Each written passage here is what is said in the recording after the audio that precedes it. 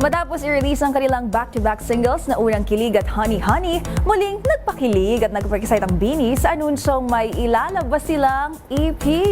At sa mundo naman ng K-pop, balikan ang ilang kaganapan sa comeback concert ng BTS. Narito ang Showbiz Report. Nagbalik market ang nation's girl group na BINI para sa kanilang signal-detected Bloomsday. At sakto bago ang kanilang nalalapit na historic performance sa Coachella stage sa Amerika next month, may ilalabas na bagong EP ang Pantropiko Hitmakers. Pinamagatang Signals na nakatakdang i-release sa April 9. Pero bukod pa riyan, magkakaroon din daw sila ng anniversary concert sa Manila at Cebu sa June 20 at July 11.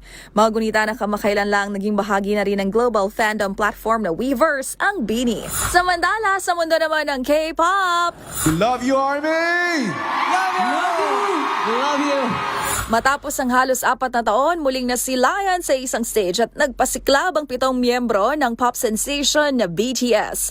Ayon sa HYBE, higit 100,000 ARMYs mula sa iba't ibang panig ng mundo ang nagsama-sama sa free comeback concert ng grupo na ginanap sa Gwanghwamun Square sa Seoul, South Korea.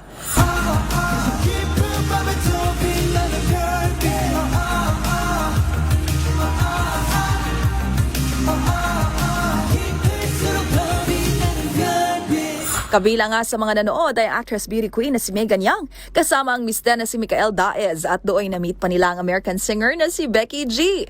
Via online naman, full support din ng certified ARMY na si Broadway diva Lea Salonga na nanonood sa live stream habang nasa dressing room. At very happy din ang ARMY heart ng aktres na si RC Munoz sa pagbabalik ng kanyang mga idol. Sa ngayon ngay maaari nang i-rewatch sa Netflix ang comeback concert ng BTS.